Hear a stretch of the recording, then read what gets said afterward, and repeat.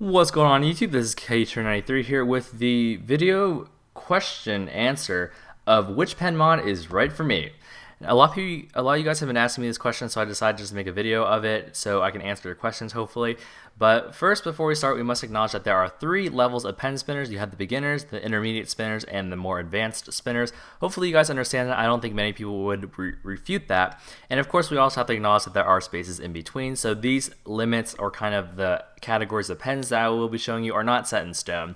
And also, just to let you guys know, these pens are not, like I said, they're not set in stone, but you should at least follow the general guideline of these things. So we need to start with the beginners. And the beginners, if any beginner asks any other pen spinner what pen they should use, anyone would say an RSVP MX or a Metallic Kamsa. And there's good reason for this. The MX, in short, it builds your control and it builds your style. And if you guys don't know what that term means, well, control is how you control the pen, and style is how cool your combos look.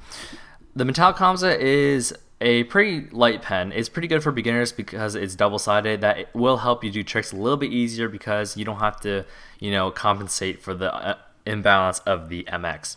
The other 2 pens you see on the screen are a Victory and a Ballsign mod. Both of these are pretty light double-sided mods, but they are still pretty good from when I've personally spun them.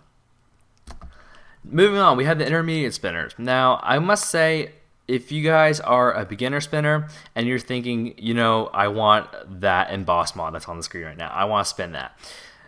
If you're watching this video to try to actually get knowledge of what pens you should be spinning and what tricks you should be doing, if you're still going around asking people that, I suggest you stick with the beginner stuff, because if you're an intermediate spinner, you generally know that you generally know the pens that you're most fit for, and you pretty much know the existence of tricks, but you just have to go ahead and learn them. That's kind of the mindset of an intermediate spinner in my mind.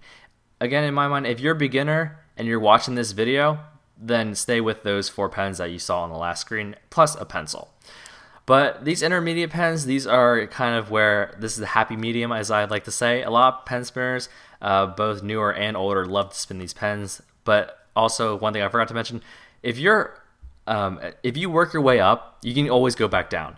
Like if you're a professional spinner, you can definitely use a beginner pen like an MX or a Metallic Kamsa. A lot of people do it, especially the Japanese. If you're a beginner, you can't jump all the way to the top. And think of it like a ladder. The very bottom rung is a pencil, and then the second rung is maybe an MX, and then the second one is Metallic Kamsa, or the third one's a Metallic Kamsa, etc., etc. So, like in good old real-world situations, you have to climb up the ladder 1 rung at a time, going upward. And the upward motion is towards the more professional pens. So you can't obviously stand on the ground and then jump 10 feet up in the air and then grab that top pen. You have to work your way up. So the beginners are, those 4 mods I showed you, and the intermediates are kind of in the middle of the ladder. The Flying Panda mod, the Emboss mod, and the Waterfall mod are the ones you see start in clockwise motion here.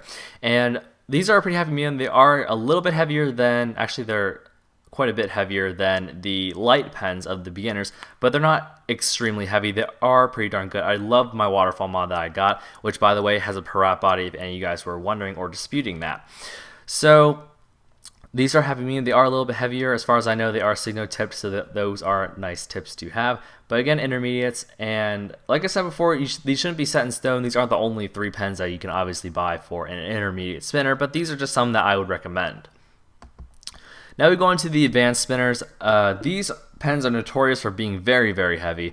And again, if you're watching this, if you're seriously considering, what pen should I get, what trick I should learn, then I would definitely stay away from these, just because of the fact that you will be tempted to spin these. And I can understand that, but you should still stay away from them for your own good. Take some advice from your sensei. You are actually watching this video because you want to learn, right? And you wouldn't want to betray your sensei and spin very heavy pens if you're a beginner, right? Right. So basically, these pens, the Buster CYL, the Dr. KT, and the Big Got Game mod, as well as others like the Minwoo mod, are very heavy. They are used by very professional pen spinners because they use that extra weight to help them execute the tricks easier. Now notice I said execute the tricks easier, not learn the tricks easier. A lot of pen spinners, when they're beginning, they might pick up a Buster and say, wow, this is great. I can learn each trick in like 2 days, which for me, it took me like a week to learn the thumb round just because I had a lighter mod and I wasn't very into it. But a lot of pen spinners these days, the beginners, are starting to pick up these heavier pens, and I hate to see the pen spinning community go down like that because that will ruin your style. Because if you are starting off with a Buster, first of all, your hands will fatigue like crazy, and second of all, if you want to, say, find a heavier pen so that you can execute the tricks that you learned on the Buster easier, there pretty much is no heavier pen besides a Buster Square, and you will probably figure out by that time that your fingers simply cannot handle that. So I would definitely recommend staying away from these unless you know what you're doing. If I had to set a time on these, I really hate to set time limits because everyone progresses differently. I would only consider these after about a year or so. After you've been actively spinning for about a year, only then would I consider touching these mods. Next is the last thing I want to tell you guys. Where can you buy these pen parts? Penwish and Pendolsa are the two websites that I know of that will sell you pen parts and pen mods, either pre-made or just sell you the, the kits to, or at least supply you with the materials to build mods. And I will be putting a link to both of these websites down below. I'm pretty sure that you need a credit card for both. I know Penwish, you do need a credit card, so if you don't have access to one, maybe borrow a friend's or trade with some other pen spinner. But those are the parts where you can get pen parts to order these pens or just buy the parts to make them yourself. So thanks so much for watching, guys. This has been the relatively quick video on choosing the right pen for you and where to buy those pens if you so wish to do so. Thanks so much for watching. Please feel free to rate, comment, and subscribe if you haven't already, and I'll see you guys in the next video.